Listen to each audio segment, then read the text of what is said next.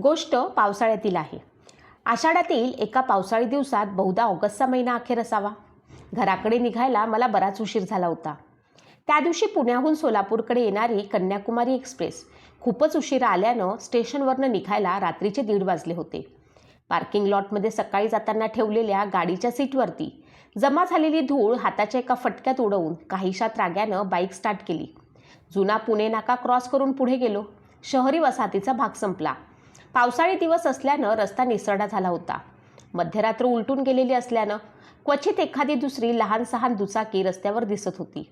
हायवेचे काम नुकतेच पूर्ण झालेले असल्यानं चकाचक टायर रोडवरनं स्विंग आवाज करत, कट मारत, ओव्हरटेक करत गाड्या पळवण्याचे काम मोठे जोमात चालू होते. मोठाले माल ट्रक, अजस्र कंटेनर आणि वेगाने धावणाऱ्या कार्सनी रस्त्याचा जणू ताबाच घेतला होता. या रहदारीचा काही नेम नाही असा विचार करत मी जपूनच साईड रोडवरनं गाडी चालवत होतो. बोचरी थंडी अंगात शिरून अंगभर गारवा मुरवत होती. सुसू आवाज करत वारे अंगाशी कानाशी लगट करत होते. सोलापूर मागे पडून आता बराच वेळ झाला होता. रस्त्याच्या दोन्ही बाजूला असणाऱ्या हॉटेल्समधील लाईट्स बंद झाले होते. काही ठिकाणी बाहेरचे दिवेही मालवलेले होते. एखाद दुसरा धाबा फिकट पिवळसर उजेडात जाग असल्याची साक्ष पटवून देत होता. लॉंग ड्राईव्हवरील मोठाले ट्रक्स छोट्याशा विश्रांतीसाठी रस्त्याच्या कडेला व अशा ढाब्यात थोड्या वेळासाठी थांबत असल्यानं तिथे तुरळक गर्दी दिसत होती. एखाद्या छोट्याशा टपरीवजा चहाच्या ठेल्यावरील भरारा आवाज काढणारा निळ्या पिवळ्या ज्योतीचा स्टोव आणि त्यावर ठेवलेली जर्मनची चहाची किटली उगाच लक्ष वेधून घेत होती. अवतीभोवती तोंडाला मफरल गुंढाळून पेंगुळलेल्या झोपेला दूर सारण्याच्या अनिच्छेनं 2-4 माणसं हाताची घडी घालून उभी होती. मी इकडे तिकडे बघण्याचं टाळत पुढे बघून गाडी चालवण्याचा प्रयत्न करत होतो. पण निरीक्षण सवय काही केल्या मोडत नसल्यानं किती जरी टाळले तरी इकडे तिकडे हटकून लक्ष जात होते. त्या नादात मला लक्षातच आले नाही की एकाएकी रहदारी अगदीच तुरळत होत गेली आणि रस्ता निर्मनुष्य होत गेला. काही वेळातच गावाकडचा रस्ता लागणार असल्यानं मी गाडीचा वेग कमी केला. तोच दूर अंतरावरती एक कार रस्त्यावर उभी असल्याचे लांबूनच दिसले. शिवाय कारच्या उजव्या बाजूला ड्रायव्हिंग साईडला एक जोडपं उभं होतं. बहुधा त्यांनी मला पाहिलं असावं. ते गाडी थांबवण्यासाठी अंगठ्याची खून करत होते. दुरून मला काही स्पष्ट दिसले नाही. मात्र जवळ येताच ध्यानात आलं की आलिशान पांढरी शुभ्र स्कोडा गाडी अगदी रस्त्यातच उभी होती. तिच्या बाहेर श्रीमंतीच्या खानाखुणा अंगावर असणारं देखणं रुबाबदार मध्यमवयीन झोडपं उभं होतं. बहुधा ते बऱ्याच वेळापासून इथे उभे असावेत. त्यांनी माझ्या आधी काहींना विनंती केली असावी, पण कुणी थांबले कसे नाही याचे मला जरा नवल वाटले. खरे तर मला फार उशीर झाला होता. घरातले सगळेजण नेमके गावाकडे गेलेले होते. गावाकडे जाऊन तब्बल 1 महिना उलटला असल्यानं कधी एकदा गावातल्या घरी जाऊन पलंगावरती पाठ टेकवतो असे झाले होते. पण समोरील गोंधळात टाकणारे दृश्य बघून आणि मदतीचा स्थायी भाव अंगी जरा जास्तच असल्यानं माझ्या नकळत मी गाडीचे ब्रेक्स दाबले देखील. त्यांच्या अगदी जवळ गेल्यावरती मी बाईक आधी रस्त्याच्या कडेला घेतली. कधीकधी 12 भानगडी देखील हायवेवर घडत असल्यानं अगदी सावधपणे त्यांना विचारलं, काय झालं सर, काही अडचण? माझ्या प्रश्नावर त्यांनी एकमेकांकडे पाहिलं. तो पुरुष काही बोलणार त्याआधी ती स्त्रीच बोलली, काही नाही हो भाऊ, आमची कार बंद पडली आहे. खरे तर आम्ही पुढे गेलो होतो, पण आमच्या मुलांनी हट्ट केल्याने आम्ही पुन्हा मागे फिरलो आहोत. त्यांनी काय सांगितले मला काहीच कळलं नाही.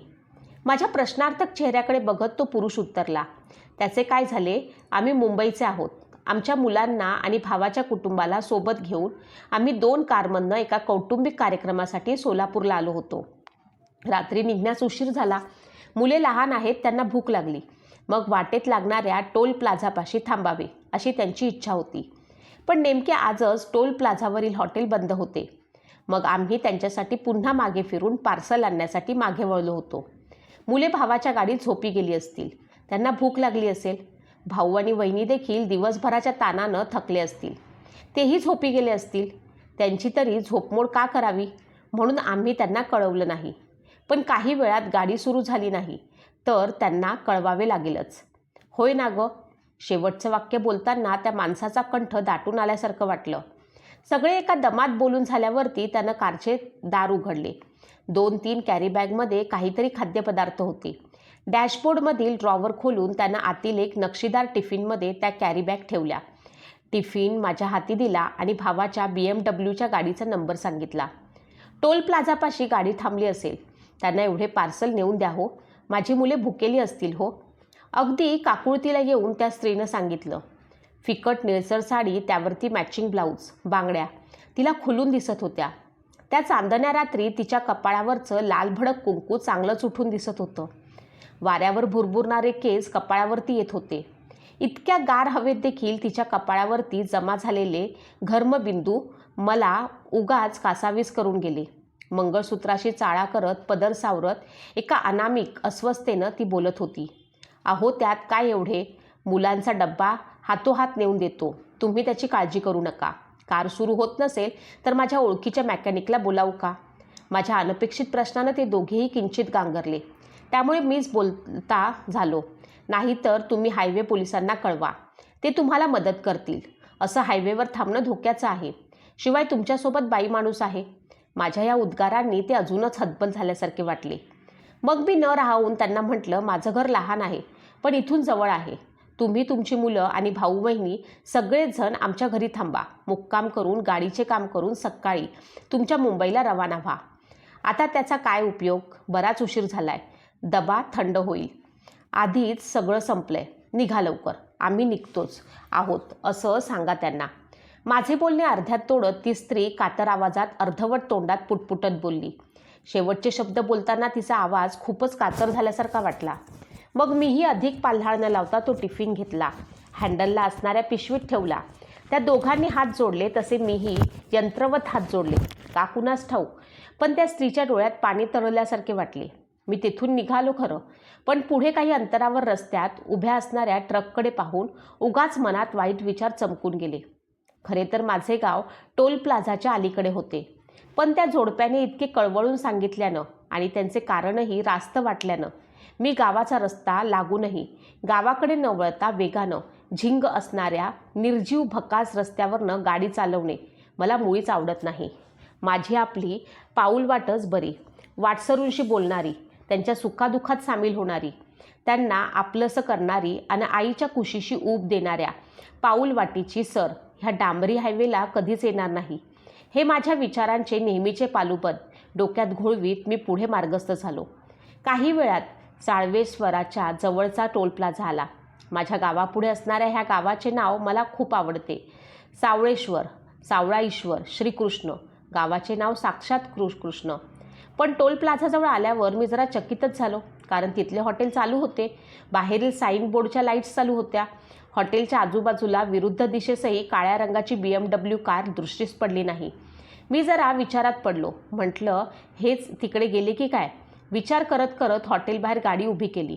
हँडलला लावलेली पिशवी हातात घेऊन लगबगीनं हॉटेलच्या पायऱ्या चढून ते लोक आत आहेत का ते पाहण्यासाठी आत डोकावून पाहिलं. पण आत फक्त 1-2 वाट आणि वेळ चुकलेले ग्राहक होते. त्या जोडप्याने सांगितल्यापैकी दुसरे जोडपे वा कुणी लहान मुलं नव्हती. कदाचित मी इकडे येत असताना ते लोक विरुद्ध दिशेने माघारी फिरले असतील, अशी शक्यता मनात धरून मी इकडे तिकडे नजर फिरवीत उभा राहिलो. तोंडावर झोपेचा नकाशा वागवत जांभया देत एक वेटर कोपऱ्यातल्या टेबलापाशी बसून होता. कॅश काउंटरवरील साहेबराव पेंगेच्या अधीन झाला होता. मी त्याच्या समोरील बर्नीवर हात मारला. अरे साहेबराव, उठकिले का? अशी जोरदार हाळी देताच तो जरासा दचकून जागा झाला. एकवार त्यानं हातातील घड्याळाकडे पाहिलं, भिंतीवरील घड्याळाकडे पाहिलं आणि मग पहिल्यांदाच बघत असल्यागत त्यानं मला खालपासून वरपर्यंत निहाळलं. माझ्या हातातील पिशवीकडे लक्ष जाताच तो एकदम दक्ष स्थितीत आला. अरे, यात गिऱ्हाईक येऊन बसलंय, वेटर झोपा काढतोय, मालक घोरत बसलाय, असं कसं चालणार रे हॉटेल? आणि हॉटेल कधी उघडलंस? 1-2 तास आधी बंद होतं का हॉटेल? इथं थांबलेली माणसं कुठे गेली? की आज रात्री जेवण बनवायचं थांबवलंयस? का आपला वस्ताद आला नाही? नेमकं काय झालंय काय आज? का तुला गिऱ्हाईक जादा झालंय? माझ्या एकाही प्रश्नाचं उत्तर न देता साहेबराव माझ्या तोंडाकडे मख्ख नजरेनं बघत बसला होता. मला जरा रागच आला. अरे, घुम्यागत बघत बसलाय काय? बोल की जरा. असं खडसावून देखील त्यानं विशेष प्रतिसाद दिला नाही. त्याउलट आतल्या पोऱ्यास माझ्यासाठी कडक चहा ठेवायला सांगितला. आता मात्र मी जरा चमकलो. माझ्याकडे बघत साहेबराव गंभीर चेहरा करत घोगऱ्या आवाजात बोलला. बापू, झालं का बोलून? का अजून काही विचारायचं आहे? मी काही सांगू का तुम्हाला? आधी हातातली पिशवी खाली ठेवा. त्याच्या ह्या थंड पवित्र्यानं मी सर्दच झालो. माझ्या चेहऱ्याला न्याहाळत साहेबराव बोलता झाला. बापू, तुमच्याजवळ कुणी जेवणाच्या पार्सलची पिशवी दिली आहे का? मला जरा आश्चर्यच वाटलं. पुन्हा मनात आलं की आपल्या आधी किंवा नंतर त्या जोडप्यानं आणखी कुणाजवळ पार्सल दिलं की काय? बहुधा तसंच झालं असेल. ते पार्सल घेऊन ही मंडळी इथून पुढे गेली असतील. या विचारानं थोडेसे हायसे वाटून मी मान डोलावली. त्यावरती साहेबरावांच्या चेहऱ्यावर थोडेसे भीतीचे भाव उमटले. कपाळावरती आठ्यांचे जाळे गोळा झाले. घसा खाकरत त्यानं पुढचा प्रश्न टाकला. बघू, कुठे आहे पार्सलची पिशवी? जरा दाखवा बरं मला. आता ह्याला त्याच्याशी काय असेल बरं, असा विचार मनात आला. पण पार्सल दाखवाच असे म्हणतोय तर त्याला दाखवायला काय हरकत, असा विचार करत मी पिशवीत हात घातला आणि दचकलोच. त्या जोडप्यानं दिलेला टिफिनचा डब्बा जागेवर नव्हताच. म्हटलं वाटेत डब्बा पडला की काय? मग डब्बा पडल्याचा आवाज कसा काय आला नाही? मग डब्बा गेला कुठे? मी पिशवीत वरपासून खालपर्यंत हात घालून चाचपू लागलो. एक एक करून पिशवीतलं सगळं साहित्य बाहेर काढलं, पण तो टिफिन काही जागेवर नव्हता. मनात विचार आला, समजा ते लोक इथे आले तर काय उत्तर द्यायचं? त्या जोडप्याने भाऊ बहिणी आपल्याला शोधायला पुढे मागे गेले असतील आणि ते इथे कोणत्याही क्षणी आले तर काय करायचं? त्या भुकेल्या लहानग्या जीवांनी आईबाबांनी पाठवलेल्या पार्सलमधील चीजवस्तू खायला मागितल्या तर काय करायचं? या सगळ्या विवंचना माझ्या चेहऱ्यावरती साफ झळकल्या असाव्यात. त्यामुळे की काय साहेबराव अगदी शांतपणे माझ्याकडे बघत होता. माझ्या अवस्थेतला निरखत तो जड आवाजात बोलला. बापू, तुमच्याकडे कुठला टिफिन कुणी दिलेलाच नाही. हा एक भास आहे. मागील 10 दिवसांपासून हे असंच चालू आहे. रोज रात्री अपरात्री कुणी ना कुणी येतो. त्यांनी दिलेले टिफिन घ्या म्हणतो, पण हाती काहीच नसतं. साहेबरावांच्या ह्या खुशालीनं मी भेदरून गेलो. त्याला म्हटलं, अरे असे कसे शक्य आहे? भास कसे म्हणतेस तू? मी तर त्यांच्याशी काही वेळापूर्वीच बोलून आलो. तेही थोड्या वेळात येतीलच. माझं वाक्य अर्ध्यातच तोडत साहेबराव बोलला.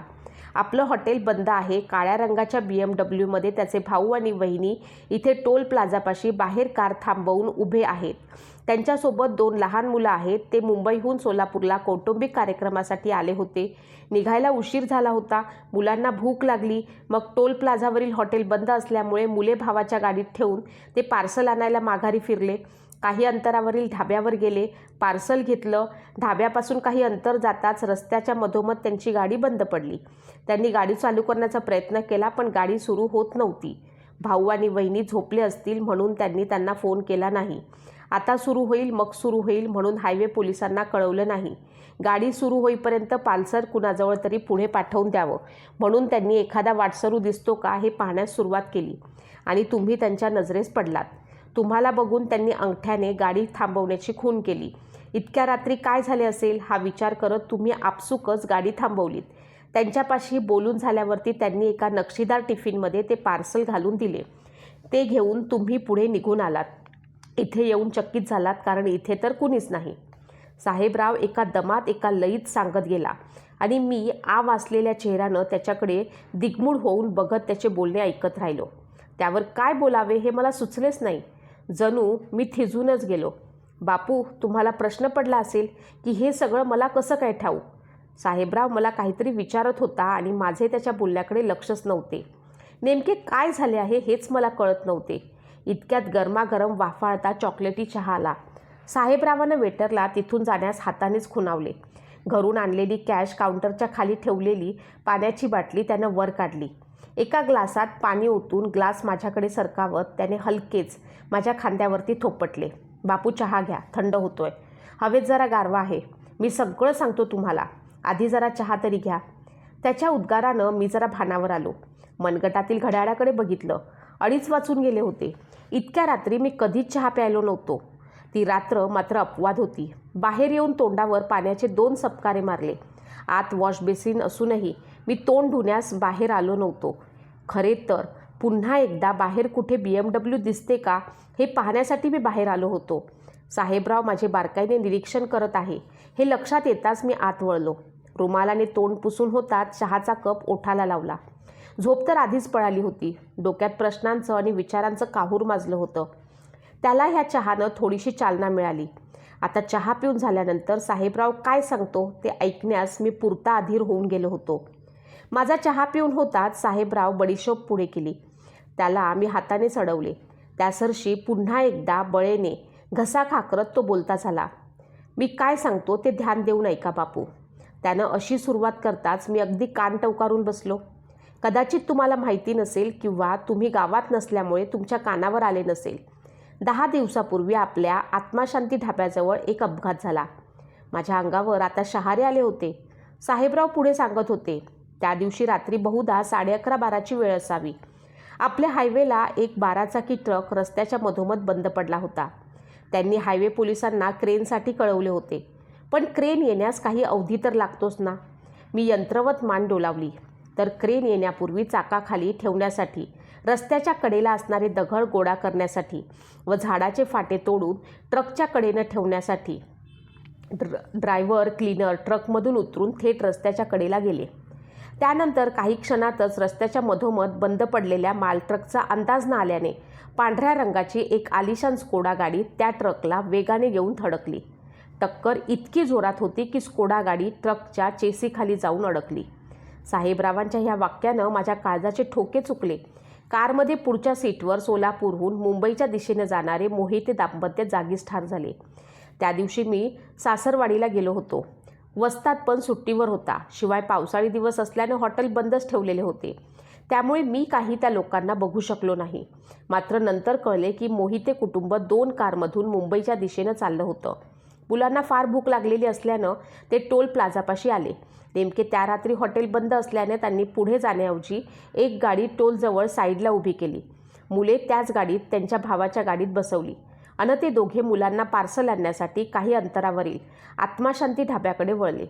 पार्सल घेऊन वेगाने पुढे येताना त्यांना रस्त्यातील ट्रकचा अंदाज आला नाही. ते त्या ट्रकवर जाऊन आदळले. त्यात जागेवरच त्यांचा मृत्यू झाला. कारमधील हवेचे फुगे काय म्हणतात ते देखील उघडले नाहीत. गाडी इतक्या जोरात आदळली की हवेचा दाब बसून पुढची दोन्ही दारे तुकडे होऊन उडाली होती. साहेबराव वर्णन करून सांगत होता आणि मी मेंदू गोठल्यागत ऐकत बसलो होतो. काही वेळापूर्वी आपण ज्यांच्याशी बोललो, त्यांना पाहिले, ज्यांच्याकडनं एक डब्बा घेतला, ती खरी माणसे नव्हती. आपण जिथे थांबलो होतो ती गाडी देखील खरी नव्हती. तो सगळा एक आभास होता. ह्या विचारानं माझ्या अंगावरती थरारून काटा आला. त्या दिवसापासून रोज रात्री एक का होईना मोटरसायकलवाला इथं आपल्या हॉटेलवर येतो आणि गाडीतल्या जोडप्यानं न दिलेले टिफिन देण्याचा प्रयत्न करतो. इथल्या त्या नातेवाईकांना शोधण्याचा प्रयत्न करतो. मग सत्य एकताच चक्रावून जातो. मला तर कळेनासं झालंय की असे किती दिवस चालणार. भीतीनं कुणी मरून जाऊ नये म्हणजे मिळवलं. साहेबराव बोलतच होता. मग पुढे काय झालं? त्याची बोलण्याची तार अर्ध्यातच तोडून मी त्याला विचारलं. मग काय होणार? त्यांच्या अपघातानंतर काही क्षणात ट्रकच्या ड्रायव्हरनं पोलिसांना कळवलं. क्रेनसोबत घेऊन पोलीस तिथे आले. त्यांच्या खिशातील मोबाईलवरनं फोनद्वारे टोल प्लाझाजवळ थांबलेल्या त्यांच्या भावाशी संपर्क केला. पंचनामा झाल्यावर दुसऱ्या दिवशी पोस्टमार्टमसह सर्व सोपस्कार पार पडले. त्यानंतर त्यांचा अंत्यविधी त्यांच्या मूळ गावी पार पडला. इथली माहिती माझ्याजवळ आहे. आता जास्त विचार न करता बापू सरळ घरी जावा, गाडी सावकाश चालवा की कुणाला सोबत देऊ, असं साहेबरावानं विचारताच माझी विचारांची तंद्री भंगली. सोबत कुणी नको, एकट्यानेच व्यवस्थित जातो, असे सांगून काही वेळ तेथेच रेंगाळून तिथून काढता पाय घेतला. काही वेळात घरी पोचलो. अंथरुणावरती अंग टाकले खरे, पण चित्त स्थिर नव्हते. डोळ्यापुढून ते जोडपे जात नव्हते. त्या जोडप्याचा आवाज कातरल्यासारखा का वाटत होता?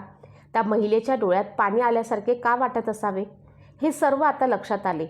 पण राहून राहून एकच प्रश्न मनात येत होता की त्यांना भेटणाऱ्या व्यक्तीस अडवून ते टिफिन का देत असावेत? त्यांना काही सांगायचे किंवा सुचवायचे असेल का? हा प्रश्न काळजात घर करून राहिला. सकाळी उठल्यावर घरातील सर्व लोकांना हा प्रसंग सांगितला तर भुताटकी झाली वा भानामती झाली असले काहीतरी थोटांत सुरू होईल या हेतूनं मी गप्प बसणे पसंत केले. सकाळची कामे आटोपून काही त्रोटक भेटीगाठी घेऊन रात्री माझ्यासोबत ज्या ठिकाणी ती घटना घडली होती तिकडे कूच केलं. काही वेळातच तिथे पोचलो. शाळकरी मुलांना घेऊन जाणाऱ्या टमटम रिक्षा, मालवाहतुकीची वाहने आणि एसटी बसेस, सिटी बसेसची बऱ्यापैकी वर्दळ होती. थोडीशी थंड हवा अंगाला झोंबली होती. वाटेनं भेटणाऱ्या परिचितांना रामराम स्वीकारत त्या ठिकाणी पोचलो. रस्त्याच्या कडाला गाडी लावताच मी हादरलो, कारण रात्रीच्या अंधारात रस्त्याच्या बाजूला शेतात नेऊन टाकलेली अपघातग्रस्त कारकडे माझे लक्ष गेलेच नव्हते. ती गाडी अद्याप तिथेच चक्काचूर झालेल्या अवस्थेत होती. मी कुतूहल म्हणून गाडीजवळ गेलो. कारच्या बोनेटचा सर्वनाश झाला होता. पुढचे सीट पूर्णपणे चेमटून गेलं होतं. काचांचा चुरा आत पडून होता मागचे दरवाजे दबून केलेल्या अवस्थेत होते. पुढच्या दाराचे तुकडे तिथेच गोळा करून टाकलेले होते.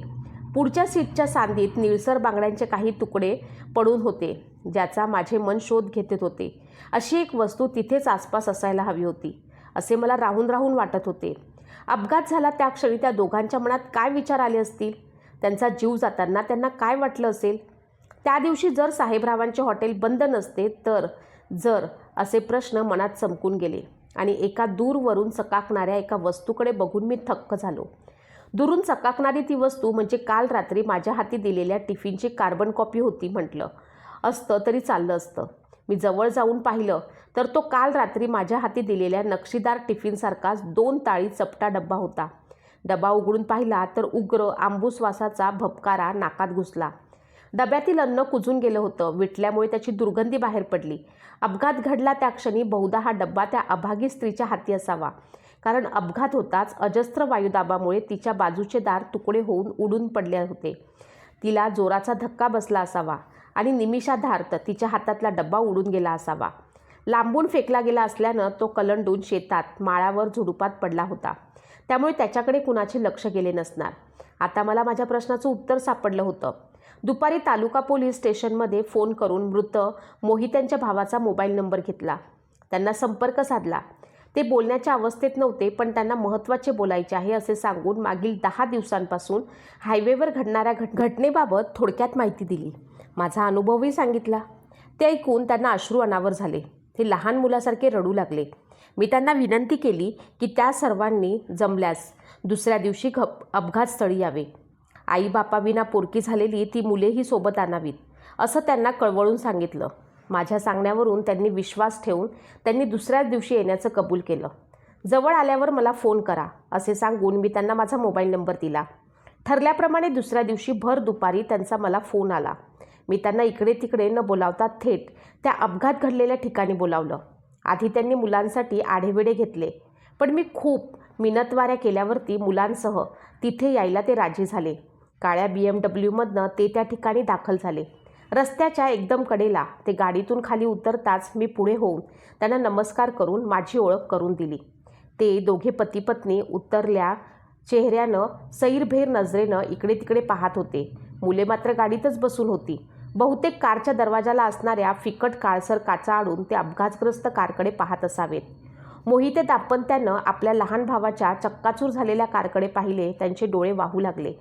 ते सावकाशपणे यंत्रवत चालत कारजवळ गेले. कारच्या भग्न अवशेषांवरनं हात फिरवताना जणू त्यांना आपल्या लहान भावाच्या पाठीवरनं हात फिरवत असल्यासारखे वाटत होते. मोहिते वहिनींनी मात्र आपल्या भावनांना बांधव खुला केला. कारजवळ येताच त्या ओक्षीबोक्षी रडू लागल्या. काही मिनिटात वातावरण गंभीर झालं होतं. नकळत माझेही डोळे पाणावले. शेवटी काही वेळ तसाच निशब्द गेला. मी मोहित्यांच्या जवळ गेलो. जणू काही खूप जुनी ओळख असावी अशा पद्धतीने त्यांच्या पाठीवर हलकेच थापटले. तोवर त्यांनी स्वतःला सावरले. त्यांची पत्नी देखील शांत झाली होती.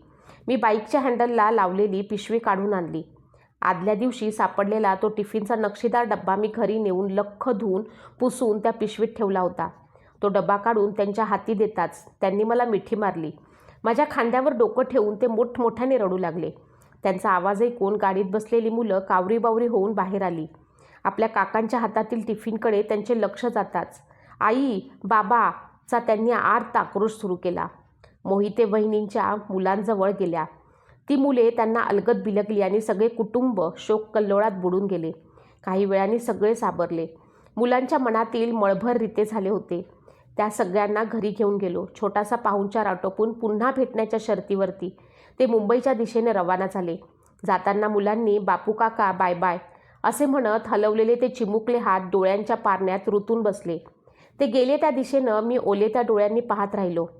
त्या दिवसानंतर ते अपघातग्रस्त दाम्पत्य कुणालाही दिसले नाही. कदाचित त्यांना तो टिफिन मुलांच्या हाती पोचता करून आईबाबांनी आपल्या अखेरचा शब्द पाळल्याचे जाणवून द्यायचे असेल, वा याच जागेवर सर्वांची एक भेट घ्यावी आणि मग इथून कायमचं प्रस्थान करावं असं काहीतरी त्या जोडप्याच्या मनात असावं. गावाकडे येताना मी चुकून कधी तिथे थांबलो तर माझ्या काळजातून काही सुस्कारे आपोआप बाहेर पडतात आणि समाधान